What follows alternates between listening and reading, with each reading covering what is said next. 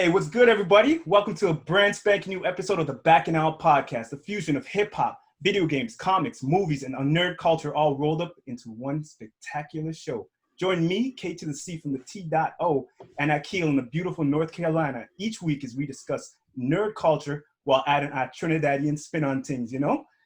It's blurred news like you never heard before.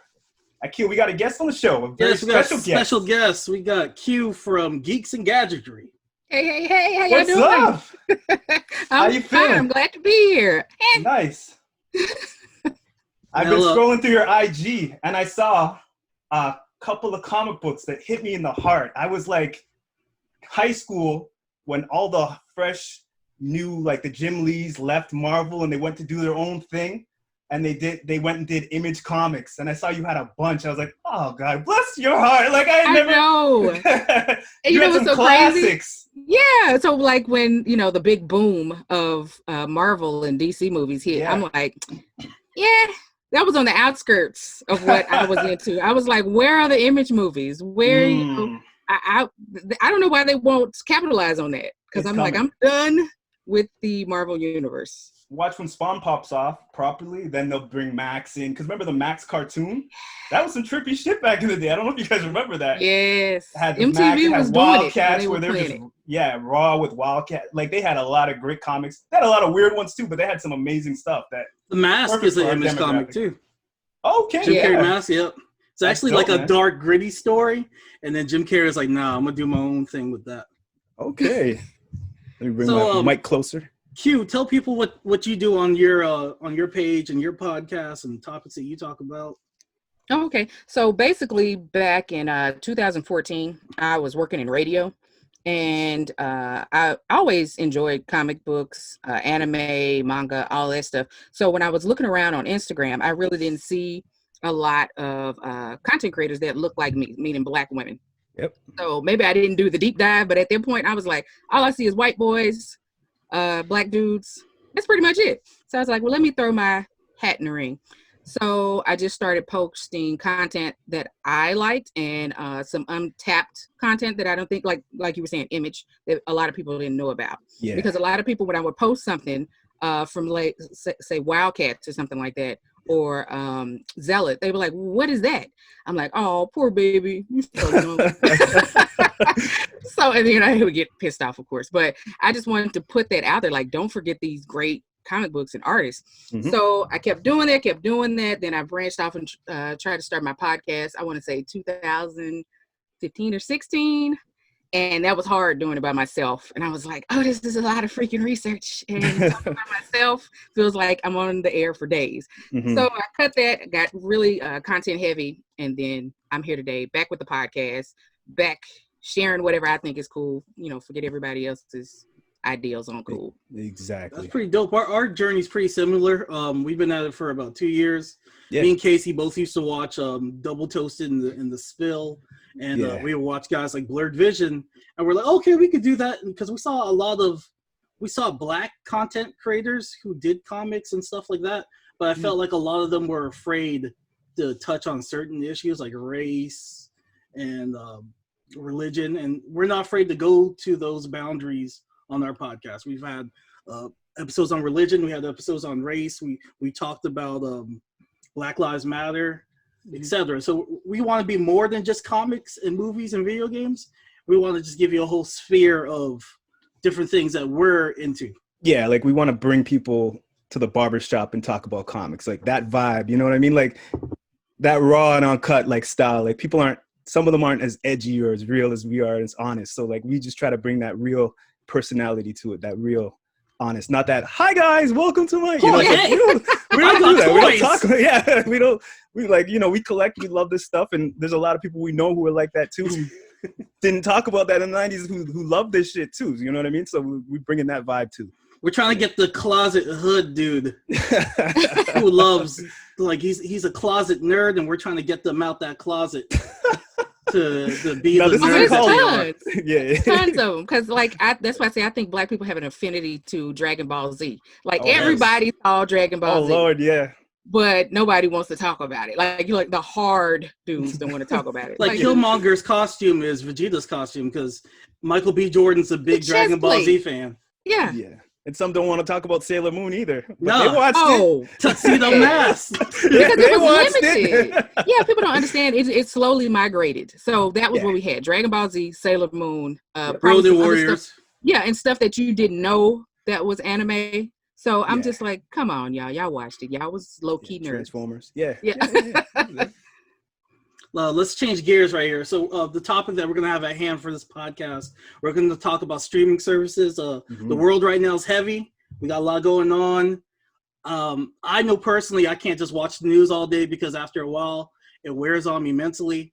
So we're going to protect your energy. You got to protect your energy. So we're going to talk about some streaming services so you can get your mind off some of the heaviness that's going on in the world. We're not saying ignore it. But know when to take a break.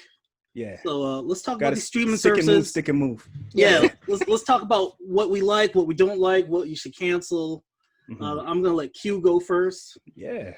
Okay, so my first experience with streaming was Netflix. I got Netflix back in 2009. And I'm like, this is great. I can watch everything I want. I can go crazy. And the first thing I binge watched was Soul Eater. Yeah. So I have been in love with the fact that you can watch television when you want, how long you want, because now I'm spoiled. So I can't watch a regular network show where I have to wait till next week. Like, I don't know if I can curse.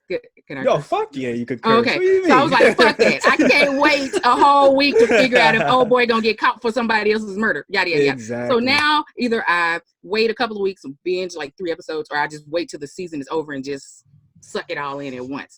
So that is the way television is going. So basically antiquated networks, they gotta get on board or they gonna get pushed off the train.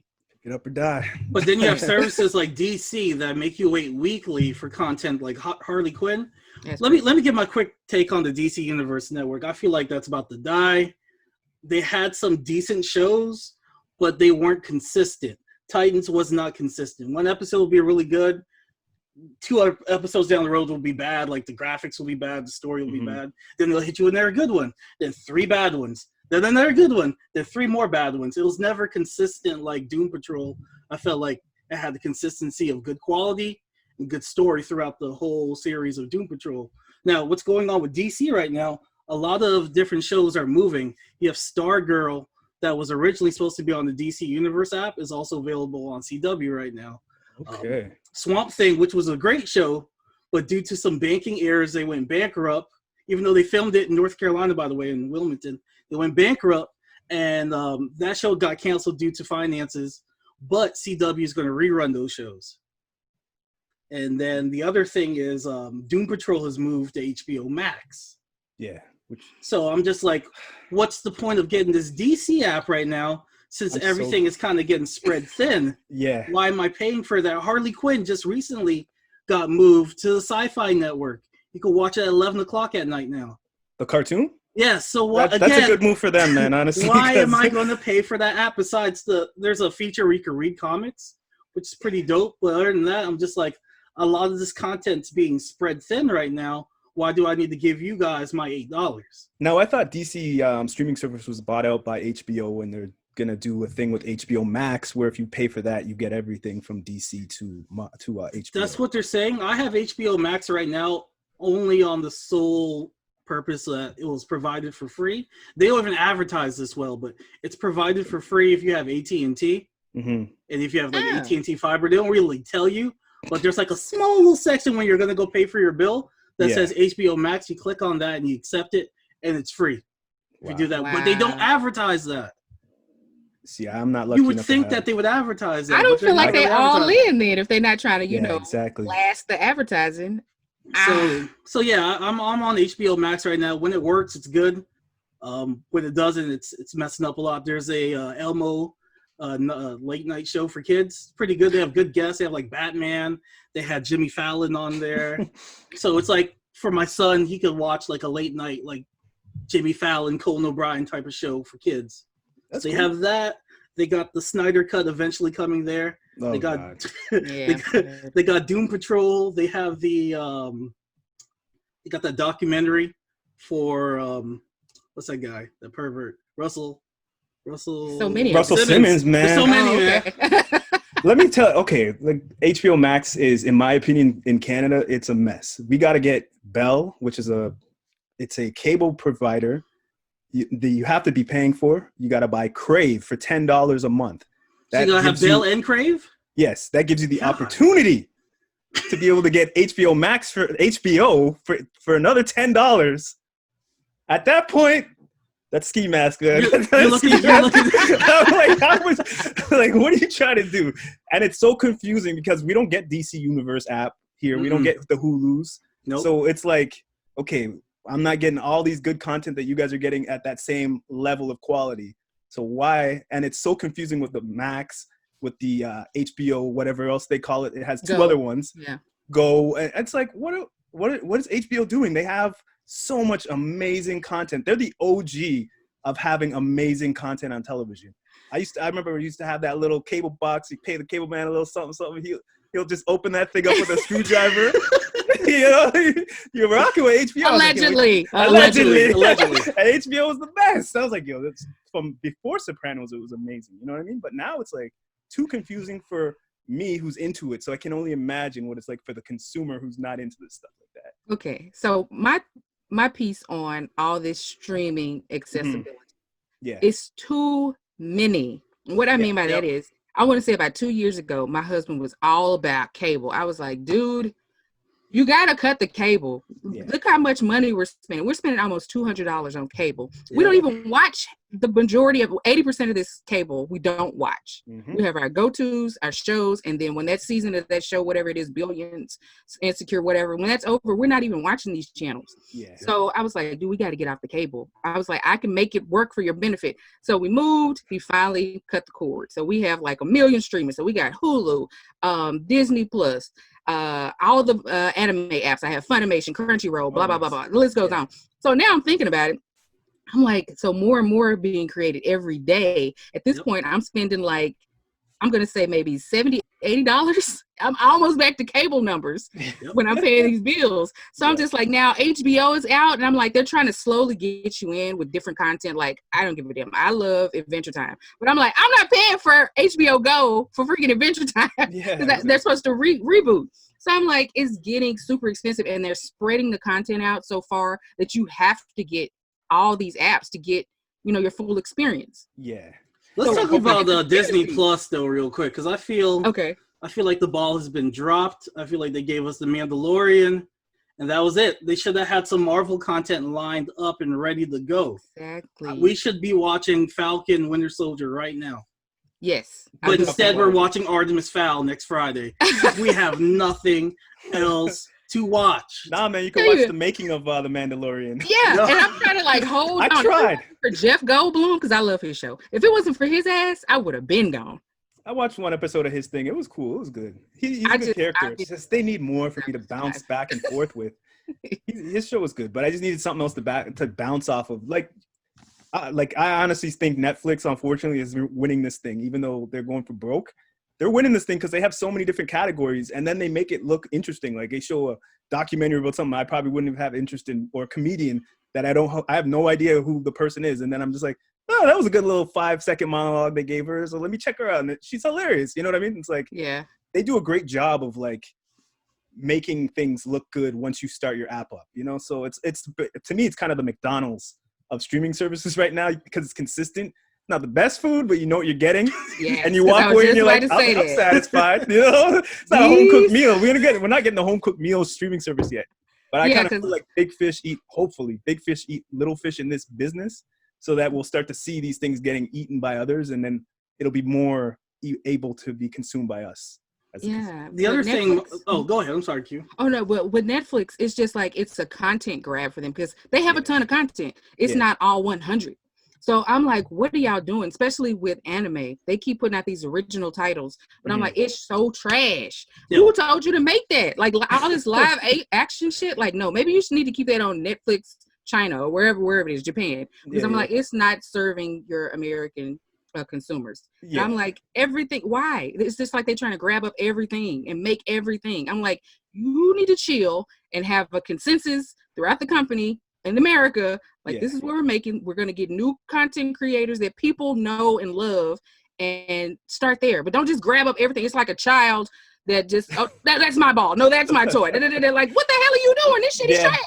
There's a lot of hits and misses with Netflix as well, though. Like Chelsea Handler tried to transition her show from E! To Netflix. That didn't do well. Joe McHale, they tried to bring back the Soup pretty much with his show, which I enjoyed, and for some reason they canceled that. So it seems like Netflix is trying to throw shit on the wall and see what sticks, really. When sometimes when it hits, and when it misses, it misses. But like Full Metal Alchemist, like I've been watching that. I never knew what it was. I looked at the thing, I was like, what the hell is this? It looked kind of dope because I was watching Baki the Grappler. And then I saw that thing that you might also like. So I was like, okay, let me click that. I'm loving that show too, So it works like that. But then I see other cartoons where it's like a bootleg Baki the Grappler. I don't even know what it's called, but it's the exact same thing. They just copied. It's like, oh, you like this? Okay, it's just the same thing. Kagu Guderi or something like that. Something like that. Yeah. I think they're talking about same young kid with like no shirt on with the, I'm like, what the? They just bootlegged. It's like Mikey, not Nike, it's Mikey, you know what I mean? Yeah, they just change the name a little. Like they won't know. Let me go back to my gripes with Disney. Okay. They still haven't fixed their ratio issue with The Simpsons. So you're not getting the full picture when you're watching The Simpsons. Another issue I have, they have advertised all these movies. They're like, oh, Ant-Man and the Wasp 2, blah, blah, blah. You click on it. Oh, it's coming soon. Exactly. 2021. Netflix owns the rights to it, but come back to us 2 years. I got you, fam. I was like, why you getting my hopes up? Like, I was like, because my son wanted to watch The Lone Ranger. I was like, it's not the best movie, but hey, you can watch it for free on Disney. You click on that. Disney's like, nah, we ain't got the rights for that yet. What is that? It's like, we're not ready yet. We already told the people this is when we're gonna be having our streaming service going. You put the wrong TBA date out because all your shit should be available. Exactly. I've been clicking on mad stuff. Not available yet. Not available. Okay. The most hard. Like you can watch the trailer though. What? It's all shit already. The most heartbreaking thing with Disney Plus for me is when I'm watching a movie and I fast forward it a little bit and the audio doesn't keep up with the video, and it's still having those same weird software issues that it was having from day one. Like they haven't worked on it to a degree.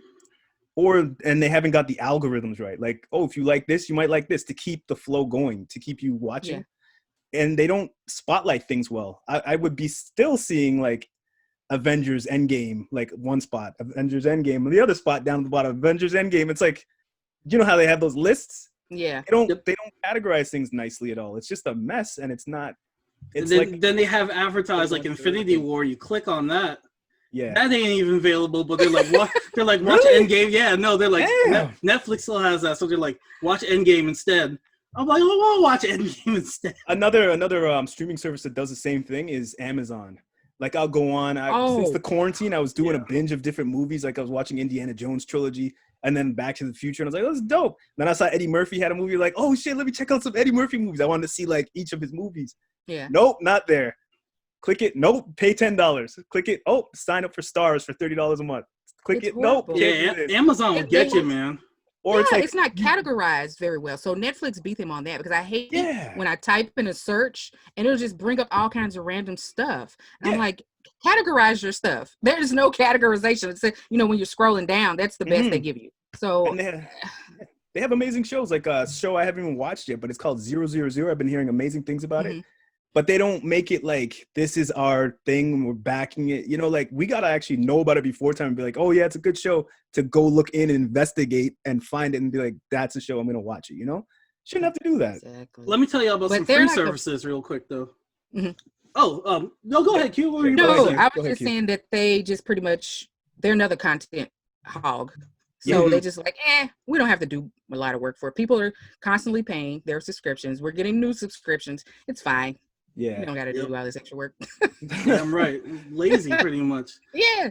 Now, I like the free shit. So there's Tubi and there's Pluto. Nas has a lot of stake in Pluto. So I watch Pluto a lot to help him out. So I'll look into that. Pluto to me is like a nostalgia trip. So like if I want to watch, and like, remember the Real World Road Rules challenges? Oh, Lord. They got a channel you can watch that all day. You want to watch old Fear Factor with Joe Rogan? They got a channel for that all day. You want to watch Judge Mathis call somebody a crackhead?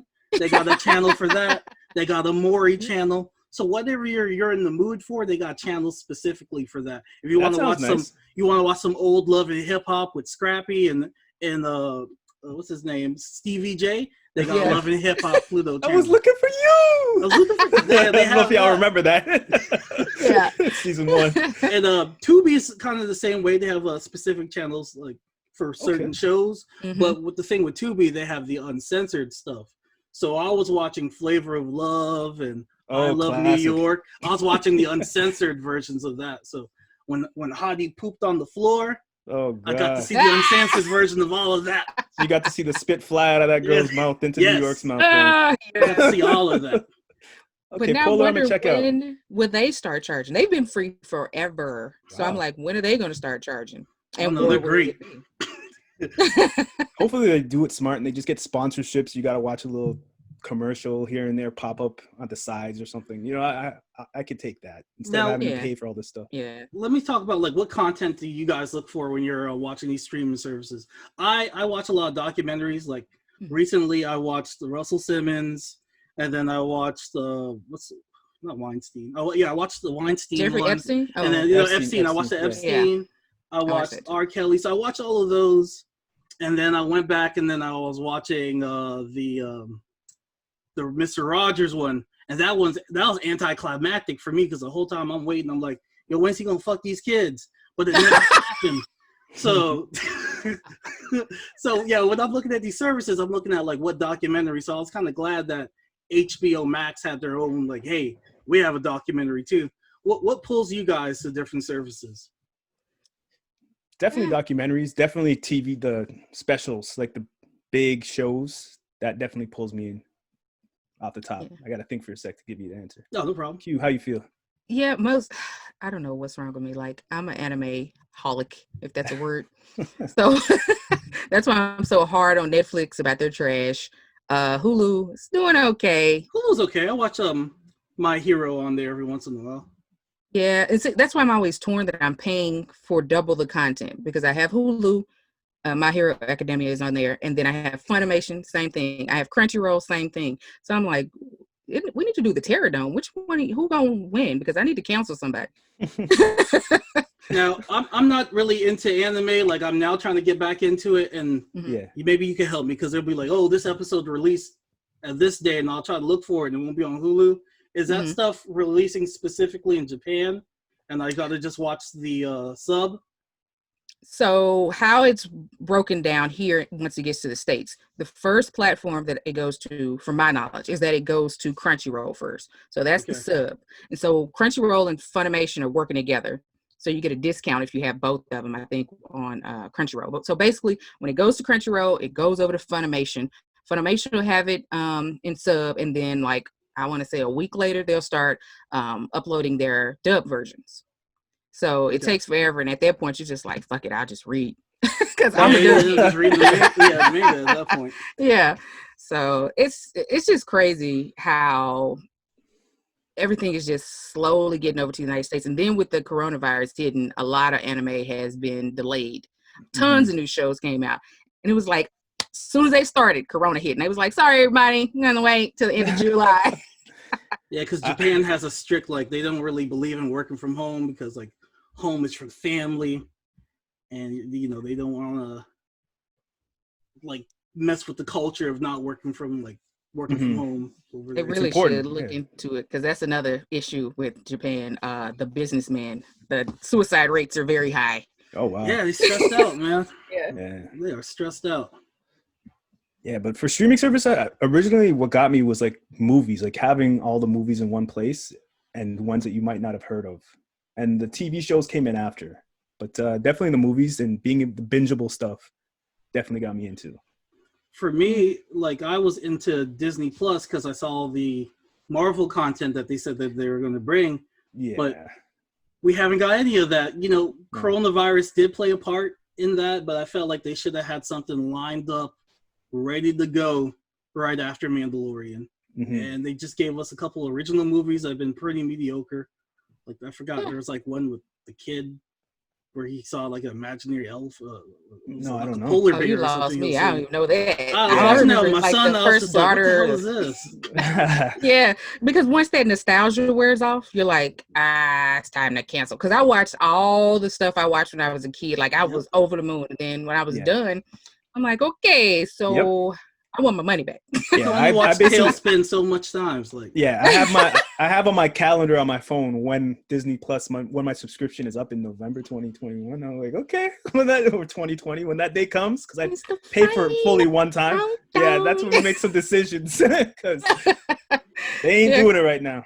Yeah. And what's the alternative to this? I feel like ski masking is the best alternative, because I feel like each show, like Apple, they have like Defending Jacob, and they have like C, but the rest of the other content's kind of mediocre. I feel like if you want to get your taste for everything, ski masking and having your own personal server is like the best bet right now. MRIC, bring MRIC back. How is Apple doing? Because they tried to give it to us for a week, and I was like, I am turned off. Oh wow! Defending Jacob was good. C was, it's a bunch of blind people fighting, so it's a lot of, where are you? Who the Sounds hell more like a damn comedy. But it's Jason Momoa walking around shirtless, blind, fighting people. Oh, okay. Wow. So the women come in because they're like, okay, Jason Momoa's there, but they're blind. So the fights, it's like, they gotta like feel, and they're like, you're a bad guy? Okay, I'm gonna hit you with a club now. How can you feel a bad guy? What is it, 12 episodes of that? It's like, it's like six episodes of blind people beating the shit out of each other. I'm out. Would you guys count YouTube as a streaming service? As of yesterday, yes, because I've been watching a lot of original content from a lot of comedians from I can't even remember the name of the wheelhouse now, but it's basically just all comedians that have come together to build a platform, and I've been laughing my ass off since yesterday morning. I think at the end of the day, YouTube's going to be the one to win this whole thing, because they don't have to put any money into investing into product. People put it on there for free. They take 50 or more %, and then they just win. They don't have to put in millions of dollars if they don't want to. That's just throw a little bit of water in the bucket for them. But Netflix is going bankrupt. I'm happy with it right now, but they're dying, just trying to keep everybody happy. They just lost Daredevil. They finally lost the rights to him. Yeah. He's going back in November. Yeah, so I don't know. If you owned any streaming service, which one would you guys want to own and capitalize on? I think a wild card. I'm gonna throw a wild card in there. Pornhub. Yes. Yeah, you be killing it with that one. People are putting their work out there for free on that too. But they've been going hard, like they've looking been doing for coronavirus videos and everything. Yeah. Oh, really? Hey, I'm an ex-video guy myself, so I don't know. I was Pornhub too good, but I don't know, man. So they Pornhub's doing good. Yeah, they like the perverted brother of YouTube. They getting it in. They're getting it in. People sending in their own home video, so there's always new content. Why not invest in there? Oh, okay. Wow. Yeah, man. No commercials. No commercials.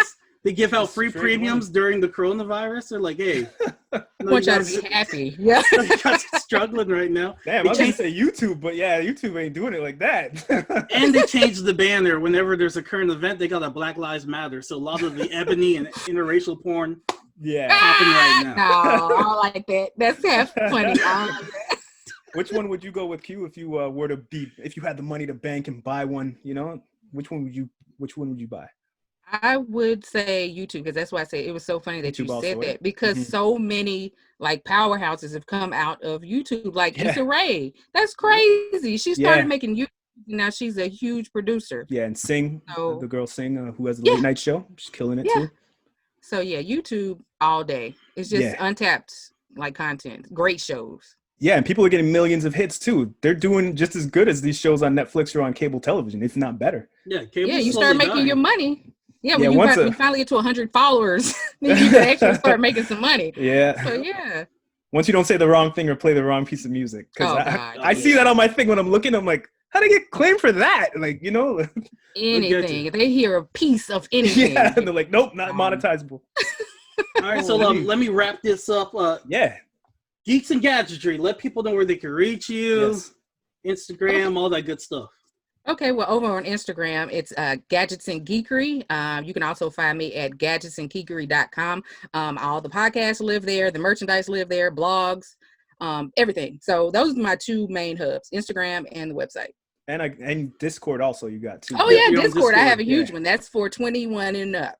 I gotta learn how to use Discord because I've been looking at that. I'm like, how the hell do you get in groups? It's super magnificent, and you don't have to worry about. Like I said, Instagram. I understand children can get into anything, but I'm like, it has to be a way. I'm an adult. I'm freaking 40 years old, and I don't want to just see regular content. I want to see the whole spectrum. So that's where it lives on the Discord. Yeah, so I've been hearing Discord's the best. It's great. Games, you can connect it to all your social media, so it's great. Yeah. We got a ratchet ass Facebook group. Oh, hell good. Yeah. The Bacchanal podcast fan page. It's amazing. Yes. It's a private group. Some of the best uncomfortable conversations I've seen on there. Yeah, it's great. It's pretty good stuff. That's good. Our Instagram's _Bacchanal. And I think and we're on YouTube, of course, on the Bacchanal podcast. Yes. Anything else? Let's get everything off your chest. We got 2 minutes. That's it. Black guys matter. Black lives matter. Women are important. Support your black women. When you said that, I got a flash in my head of that white girl holding the big dildo up. I don't know if you saw that picture. I just saw that flash. I was like, oh God, go home, Becky. Like, Becky is wilding out here, man. Yes, be safe. Yo, we got curfew where I'm at. They're trying to protect this Confederate statue. And like nobody's going outside there, but there's like all these National Guard. They're like, you ain't gonna take my damn statue. Like you gotta get home at 8:00 now, so I can't even hit these streets no more, man. Yeah, they just released it here in Dallas, so we're not under curfew anymore. And I wanted ice cream last night too. Get Ben and Jerry's. Get Ben and Jerry's. Support Ben and Jerry's, man. Exactly. Ben and Jerry's are nothing. Gosh, Dairy Queen was right down the street too. I was like, yo, I'm getting. You gonna lose your life for Dairy Queen? I don't care about that statue. You want to rub a bullet to the head over Dairy Queen? Exactly. I want the dip cone, man. Oh, wow. Well, this is the Bacchanal podcast. Yes. It was a pleasure having you on the show, Q. Anytime. Thank you, guys. It was fun. Great. This was fun. All right, everybody be safe. Peace. You too. Peace.